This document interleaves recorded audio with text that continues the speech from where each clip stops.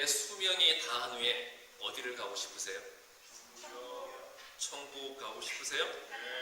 아니면 빌어먹어도 이승이 좋으니까 여기서 영원히 살고 싶으세요? 그럴 수는 없죠. 인간의 수명이 다하면 어디론가 가야 되는 거예요. 여러분 다 천국 가고 싶으세요? 그러면 천국은 과연 어떤 곳일까요? 천국은 어떤 곳인데 여러분 그렇게 가고 싶어 하세요? 하나님 계시고 다양한 천국에 대한 이야기가 있지만 분명한 거는 천국에는 차별이 없다는 거죠. 이 세상엔 분명히 차별이 있습니다. 신분에 의한 차별, 소유에 의한 차별, 성별, 인종 다양한 차별이 있지만 천국은 어떠한 차별, 신분이나 소유나 어떠한 종류의 차별도 없이 자신이 행한 대로 상급을 받아 누리는 곳이 바로 천국이라는 거죠. 어떤 장로님이 죽어서 천국에 갔습니다. 예수님이 영접해 주셨대요. 그동안 수고했다. 일단 배가 고프니까 밥이나 먹자 하더니 천국에 있는 중국집으로 이 예수님이 장로님을 데리고 가시더래요. 그리고 짜장면을 시켜주는데 천국은 짜장면도 왜 이렇게 맛이 있는지 모르겠더래요. 그래서 또 예수님과 마주보고 짜장면을 먹으니까 얼마나 행복했겠어요. 그런데 옆 테이블을 보니까 옆 동네에서 목회하시던 목사님이 식사를 하고 있는데 탕수육을 먹고 있더라는 거예요. 그러니까 이 장로님이 이제 화가 난 거죠. 세상 살 때 평신도와 목사에는 차별이 있었는데 목사만 대접받았는데 하늘나라에서도 목사와 평신도는 차별이 있어야 되는 것인가? 화가 났다는 거죠. 그래서 예수님께 따졌답니다. 예수님, 너무하신 거 아닙니까? 세상에서는 목사들만 대접받았는데 천국에서도 목사와 평신도 사이에 차별이 있어야 됩니까? 왜 목사님은 탕수육을 먹고 저는 짜장면을 먹습니까? 그랬더니 예수님이 뭐라고 그랬을까요? 이 장로님의 뒤통수를 딱 때리면서 짜샤, 니네 교회 담임 목사는 지금 배달 나갔어. 자, 여러분 천국 가시면 이 목사들이 철가방 들고 짜장면 배달을 다닌다는 거예요. 참 좋은 곳 같죠? 자, 모든 사람들이 다 천국 가기를 원합니다. 그런데 중요한 것은 모든 사람들이 천국 가기를 원하지만 모든 사람들이 다 갈 수는 없다는 거예요. 그럼 어떻게 하면 우리가 천국을 갈 수 있을까요? 여러분 우리가 어떻게 하면 천국 갈까요? 예수 잘 믿으면 가는 거죠. 그러면 예수 잘 믿는 것이 무엇이냐? 그게 중요하잖아요. 예수 잘 믿는다는 것의 의미가 뭐겠어요? 교회 출석 잘하고 예배 참석 잘해서 항상 경건하게 예배드리고 또 교회에서 봉사 많이 하면 예수 잘 믿는 걸까요? 예수님께서 천국 가는 자에 대한 분명한 정의를 내려주셨죠. 예수님께서 말씀하시기를 하나님을 사랑하고 하나님을 사랑하듯 내 이웃을 내 몸과 같이 사랑하는 자가 하늘나라를 유업으로 받을 것이라고 분명히 말씀을 하셨습니다. 자, 그렇다면 하나님을 사랑하고 하나님을 사랑하듯 이웃을 사랑한다는 그 의미는 또 뭐겠어요? 보이지 않는 하나님을 우리가 어떻게 사랑할 수가 있겠습니까? 하나님을 사랑하고 내 이웃을 사랑하라. 이 말씀에서 이 사랑이라는 단어의 원어적 의미는 섬긴다는 의미예요. 그러니까 이 말씀은 하나님을 잘 섬기고 내 이웃을 잘 섬기라는 말씀이라는 거죠. 그래도 의문이 생기죠. 내 이웃은 잘 섬길 수 있어요. 그런데 어떻게 내 눈에 보이지 않는 하나님을 섬길 수가 있을까요? 자, 어떻게 하는 것이 하나님을 잘 섬기는 걸까요? 예배 잘 드리는 것이 하나님을 잘 섬기는 걸까요? 자, 그건 아니에요. 예배는 하나님을 경외하는 행위죠. 그러니까 예배는 섬김의 행위가 아니라 하나님을 경외하는 행위라는 겁니다. 자, 예배가 영어로 뭐죠? 예배가 영어로 worship이죠. worship의 단어적 근원은 엎드린다는 의미예요. 그러니까 예배는 내가 하나님 앞에 엎드린다는 거죠. 내가 하나님 앞에 엎드리게 될 때 하나님과 내 사이에는 어떤 관계가 성립되는 거예요? 하나님은 주인이시고 나는 종이라는 겁니다. 결국 예배는 하나님 앞에 엎드려서 하나님이 나의 주인이라는 것을 인정하고 내가 하나님의 종으로 살겠다고 결단하는 행위가 바로 예배라는 거죠. 그러니까 하나님을 향해 경의와 존경의 마음을 표현하는 것이 예배라는 거예요. 그렇기 때문에 예배와 섬김은 다르다는 겁니다. 교회 출석 잘하고 예배 열심히 참석하고 봉사 많이 하고 높은 직분 받는 거, 그게 하나님 잘 섬기는 게 아니라는 거죠. 물론 예배도 중요합니다. 예배 잘 드리고 봉사 많이 하는 것도 우리가 천국 가는 수 있는 중요한 이유 중에 하나예요. 그런데 천국 가기 위한 가장 본질적인 그 이유가 되는 섬김과 예배는 분명히 다르다는 거죠. 마태복음 25장 31절부터 46절 말씀 보시게 되면 예수님께서는 섬기는 자가 천국 간다고 분명히 말씀을 하고 있습니다. 먼저 32절과 33절 말씀 보게 되면 이 땅에 재림하신 예수님께서 목자가 양과 염소를 구분하듯이 양은 어느 편에 둡니까? 양은 오른편에, 염소는 왼편에 두죠.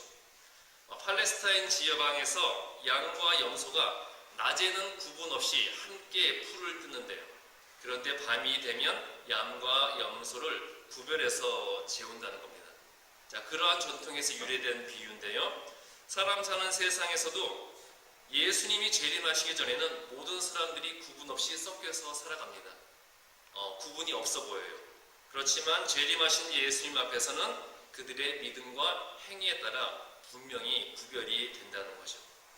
성경에서 오른쪽은 구원받은 자리입니다. 왼쪽은 무슨 자리일까요?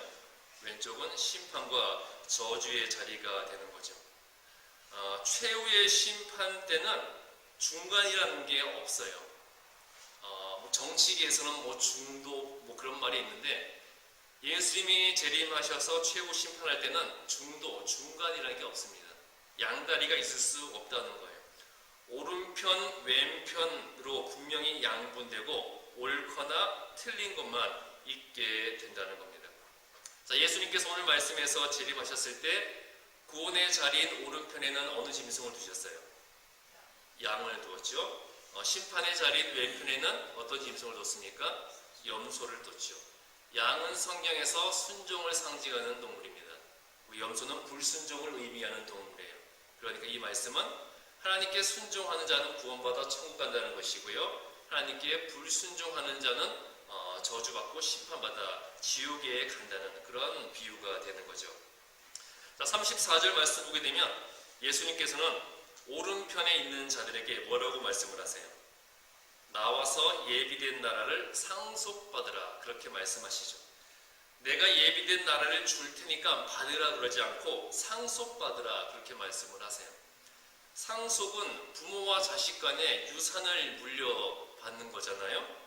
그러니까 부모에게부터 자녀가 당연히 받을 권리를 받는 것이라는 겁니다.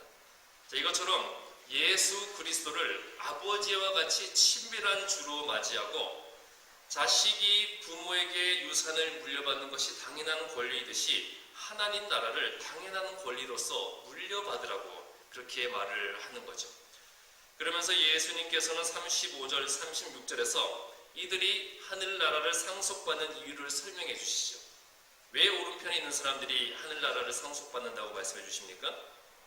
예수님이 줄일 때에 먹을 것을 주었고, 목마를 때 마시게 하였고, 나그네 되었을 때 영접했고, 헐벗었을 때 옷을 입혔고, 병들었을 때 돌보았고, 옥에 갇혔을 때 와서 보았기 때문에 이들이 하늘나라를 상속받는다고 말씀을 하시는 거죠.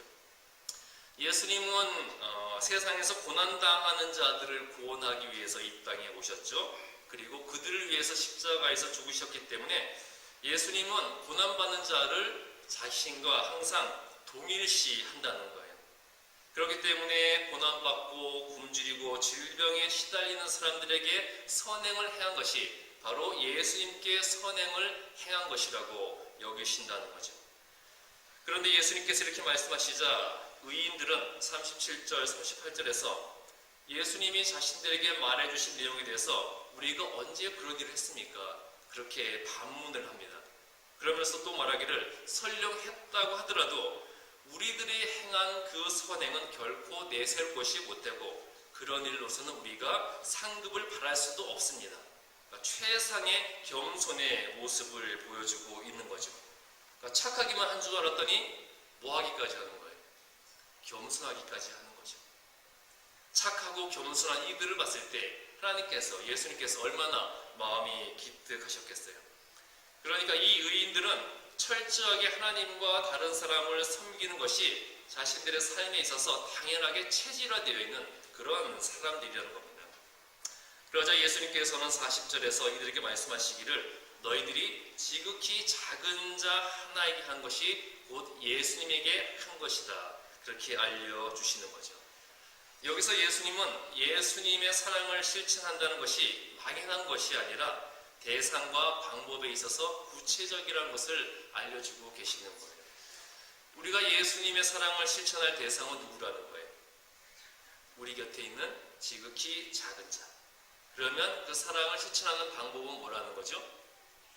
예수님께 대하듯이, 예수님을 섬기듯이 그렇게 섬기라는 겁니다. 자, 이렇게 예수님은 자신을 고난받는 자와 하나라고 선포하시면서 우리가 사랑하고 섬겨야 될 그 대상과 방법을 구체적으로 알려주고 계시는 거예요. 자, 이렇게 오른편에 있는 의인들에게 천국을 유업으로 받을 것을 알려주신 다음에 이제 41절에서는 왼편에 있는 자들에게는 뭐라고 말씀을 하시죠? 왼편에 있는 자들에게는 마귀와 그 사자들을 위해 예비된 영원한 불에 들어가라. 그렇게 말씀을 하시죠. 여기서는 영원한 불을 상속받으라 그러지 않고 영원한 불에 들어가라. 그렇게 말씀을 하시죠. 그러니까 영원한 불에 들어가는 것은 상속받는 게 아니라는 거예요. 처음부터 구원받을 자, 심판받을 자가 정해져 있는 게 아니라는 거죠. 모든 사람은 원칙적으로 천국을 상속받을 그 권리를 다 가지고 있다는 겁니다. 그럼에도 불구하고 하나님의 은혜를 거부하고 교만과 탐욕으로 타락한 삶을 살았기 때문에 이 사람들은 자신들이 당연히 받을 수 있었던 그 천국을 상속받지 못하고 영원한 불의 심판을 받게 된 거죠. 자, 그러면서 또 예수님께서는 42절부터 43절 말씀에서 이들이 왜 심판을 받는가? 심판의 기준에 대해서 이야기를 해주시죠. 이 사람들이 왜 심판을 받아요? 왜 받습니까? 의인들이 했던 그 일을 하지 않았기 때문에 심판받는다는 거예요. 옆에 있는 지극히 작은 자가 굶주릴 때 먹을 것을 주지 않았고, 목마를 때 마시게 하지 않았고, 나그네 되었을 때 영접하지 않았고, 그리고 헐벗었을 때 입히지 않았고, 병들었을 때 돌보지 않았고, 복에 갇혔을 때 가보지 않았기 때문에 이들은 심판을 받는다는 겁니다. 여기서는 하나님께서 그 심판의 적극적인 의미를 보여주고 계시는 거예요. 하나님의 심판은 굉장히 적극적인 의미를 가지고 있다는 거죠. 자, 이 사람들이 악한 일을 해서 심판을 받는 건가요? 이 사람들 악한 일을 안 했습니다. 그런데 왜 심판을 받아요? 악한 일을 했기 때문에 저주받는 것이 아니라 선행을 행하지 않았기 때문에 심판을 받는다는 겁니다. 우리는 이 말씀을 굉장히 두려운 마음으로 받아들여야 돼요. 우리가 이웃과의 관계 속에서 마땅히 해야 할 일을 하지 않았을 때, 비록 남에게 악행을 하지 않았다고 하더라도 우리는 심판의 대상이 될 수가 있다는 겁니다. 그리스도인에게 있어서 태만과 무관심은 큰 죄가 된다는 거예요. 그렇게 예수님께서는 45절에서 선언적으로 말씀을 하십니다. 너희가 지극히 작은 자 하나에게 하지 아니한 것이 곧 내게 하지 아니한 것이다. 그렇게 알려주시는 거죠. 내 주변에 있는 하찮게 보이는 자, 소외된 자, 고난당하는 자, 궁핍한 자에게 무신경하고 무관심한 사람은요, 자신들이 그렇게 외면했던 사람들의 형제 되시고 그들과 한몸 되시는 예수님의 뜻을 철저히 짓밟는 자가 되는 것이기 때문에 심판을 받게 된다는 거예요. 여러분, 분명히 천국은 나를 위해 준비된 것을 내가 당연하게 상속받는 거예요. 그런데 의인은 당연히 받을 유산을 상속받지만 악인은 어떻게 된다는 거죠? 악인은 준비되어진 지옥의 심판을 상속받는 것이 아니라 상속받아야 할 천국을 상속받지 못하고 지옥에 가게 된다는 것을 예수님께서 말씀해 주시고 있는 거죠. 창세기 49장 5절부터 7절 말씀 보게 되면 자신이 당연히 상속받아야 될 그 장자권을 물려받지 못하는 시므온의 이야기가 나옵니다. 야곱에게는 몇 명의 아들이 있었죠? 야곱에게는 12명의 아들이 있었죠. 그 아들 중에 장자가 누구였어요? 장자가 누구였습니까? 야곱에게 아들이 있는 건 아시죠?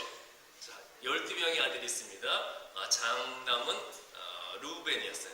르우벤은 야곱의 장자로서 이스라엘 민족의 조상이 될 수 있는 그런 가문의 장자권을 상속받을 권리를 가지고 있었습니다. 그런데 르우벤이 죄를 지어서 그 장자권을 상실하죠. 르우벤이 어떤 죄를 지었어요? 아버지의 첩인 빌하를 범함으로써 아버지의 침상을 더럽히는 죄를 지었습니다. 그래서 아버지로부터 장자권을 받지 못하게 되었습니다. 그러면 그 다음 차례는 누구예요? 둘째인 시므온이라는 겁니다. 르우벤이 상실한 장자권은 당연히 둘째 아들인 시므온이 물려받는 것이 시므온의 당연한 권리였다는 거예요. 그런데 시므온은 이웃에게 선행을 행하지 않고 악한 일을 행했습니다. 그래서 자신이 당연히 상속받을 그 유산을 상속받지 못하고 장자권을 빼앗겨버리고 말이죠. 시므온은 자기 바로 밑에 동생 레위와 함께 세겜성 사람들을 잔인하게 살육을 했죠. 세겜성 주장 세겜이 시므온의 여동생 디나를 강간했습니다. 그런데 이 강간 사건이 한순간에 욕정을 풀고자 한 것은 아니었어요. 세겜성 주장 세겜은 진정으로 디나를 사랑했었습니다. 그렇기 때문에 자신이 행한 죄를 분명하게 진실되게 사죄를 했고요. 또 진정으로 디나를 사랑했기 때문에 정식으로 예의를 갖춰 청혼을 했어요. 그리고 결혼을 위해 필요한 모든 것을 제공하겠다고 진심으로 호의를 베풀었습니다. 그렇지만 시므온은 어떻게 했습니까? 형제들과 거짓으로 세겜성 사람들을 속이죠. 우리는 하나님을 믿는 사람들로서 모든 남자들은 할례를 받는다. 그렇기 때문에 할례 받지 아니한 이방인들과는 결혼 관계를 맺을 수가 없다. 그러나 당신들이 할례를 받아서 우리처럼 된다면 결혼할 수 있다. 그렇게 거짓말을 합니다. 그래서 세겜성의 모든 남자들이 동시에 다 할례를 받았어요. 할례를 받은 후에 고통이 가장 극심한 때인 3일째 밤에 시므온은 레위를 데리고 그 밤중에 한 집 한 집 기습해서 모든 남자들을 한 명 한 명 차례대로 다 죽이게 되었죠. 세겜이 진심 어린 마음으로 사죄하고 호의를 베풀었을 때 세겜의 진심 어린 사죄와 호의를 시므온은 지혜롭게 받아들여서 은혜롭게 처리할 수도 있었습니다. 그렇지만 시므온이 택한 방법은 잔인한 악행이었다는 거죠. 결국 창세기 49장 7절 말씀 보게 되면 시므온이 행한 악행의 대가로 시므온은 장자권을 상속받지도 못했고요. 그의 후손들인 시므온 지파는 이스라엘의 가장 약한 지파가 되어서 한 곳에 정착하지도 못하고 여기저기 떠돌아다니는 그런 생활을 하게 되었죠. 예수님께서는 분명히 말씀하십니다. 지극히 작은 자 하나에게 한 것이 곧 내게 한 것이다. 그렇게 말씀해주고 계시죠. 예수님은 소외받고 궁핍하고 고통받으며 살아가는 사람들과 자신을 언제나 일치시키셨어요. 그리고 그들과 강한 연대성을 가지고 계셨죠. 예수님은 자신의 전생애를 통해서 스스로 연약한 인간으로 사시면서 인간의 모든 아픔과 고뇌를 다 맛보셨잖아요. 그렇게 해서 예수님은 고난당하는 자의 표상이 되셨고요. 그들의 아픔을 깊이 이해해 주시는 그들의 친구가 되었던 겁니다. 자, 그래서 예수님은 자신있게 자신이 고난받는 자와 하나라고 선언하셨고요. 또 고난받는 자의 위로자와 보호자가 되어 주셨던 거예요. 그렇기 때문에 우리는 필연적으로 예수님께서 위로자 되시고 보호자 되어 주시고 예수님께서 하나라고 나와 하나라고 선언해 주셨던 그런 고난받는 자의 이웃이 되어야 된다는 겁니다. 예수님께서는 하늘나라의 유업인 천국은 섬기는 자가 받는다고 말씀을 하셨어요. 예수님은 하나님을 경외하는 것의 가장 기본이 되는 그 형제의 사랑은 도외시하면서 남에게 보이기 위한 외식적인 신앙과 거칠애적인 그 신앙에 몰두하던 바리새인들과 율법학자들을 여러 차례 격렬하게 비판하셨죠. 뭐라고 비판하셨습니까? 독사의 자식들아, 저주받을 독사의 자식들아, 그렇게 비판을 하셨죠. 자, 이렇게 천국은 이 바리새인들처럼 그 율법의 세세한 조항들을 하나하나 문자적으로 철저히 지키기에만 급급하면서 외형적 신앙의 경건을 추구하는 자들에게 주어지는 것이 아니라는 거죠. 천국은 예수님이 고난받는 자를 위해서 하늘 보좌를 버리고 십자가에서 돌아가신 것처럼 내 이웃의 아픔을 내 아픔으로 여기고 또 내 이웃의 고통과 아픔을 함께 슬퍼하는 사람에게 주어진다는 겁니다. 또한 천국은 어려운 이웃을 긍휼히 여기고 다른 사람의 허물을 먼저 용서해주고 또 필요한 사람에게 나의 것을 나누어줄 수 있는 그런 사람에게 주어진다는 겁니다. 우리 모두는 천국을 유산으로 상속받을 하나님의 상속자들입니다. 그런데 하나님의 뜻에 따라 적극적으로 선한 삶을 살지 않을 경우에는 상속받을 천국을 빼앗길 수 있다는 겁니다. 상속받을 천국을 빼앗기고 오히려 우리가 지옥의 심판을 받게 될 수도 있다는 거예요. 자, 그렇기 때문에 우리는 내 착한 행실을 보고 사람들이 하나님께 영광을 돌리도록 만드는 그런 그리스도인이 되어야 된다는 겁니다. 우리 투레스 연합감리교회 성도분들은 내 착한 행실을 보고 내 거룩한 언행을 보고 내 의로운 삶을 보고 사람들이 그리스도인들은 저렇게 사는 사람들이야. 믿는 사람이라면 저렇게 살아야 되는 거야. 저렇게 사는 사람들이 바로 천국 가는 거야. 이렇게 하나님께 영광을 돌리도록 만드는 그러한 성도들이 되시기를 바랍니다. 저는 정말로요, 여러분들의 그 선한 행실을 보고 여러분들의 거룩한 언행을 보고 여러분들의 의로운 삶의 모습을 보고 그 모습을 본 사람들이 예수는 저렇게 믿어야 되는 거야. 저렇게 사는 게 그리스도인의 모습이지. 저런 사람들이 바로 천국 가는 거야. 나중에 천국에서 살아가는 사람들의 삶의 모습이 바로 저런 모습일 거예요. 그렇게 내 언행과 행실을 통해서 믿지 않는 자들이 하나님께 영광을 돌리고 그들이 나를 통해 하나님을 믿고자 나오도록 만드는 그러한 사람들이 될 수 있기를 바랍니다. 여러분, 정말 여러분 거룩한 언행과 의로운 삶과 착한 행실을 통해서 여러분들이 하나님의 천국을 유산으로 받을 수 있기를 주님의 이름으로 축복합니다. 기도하겠습니다.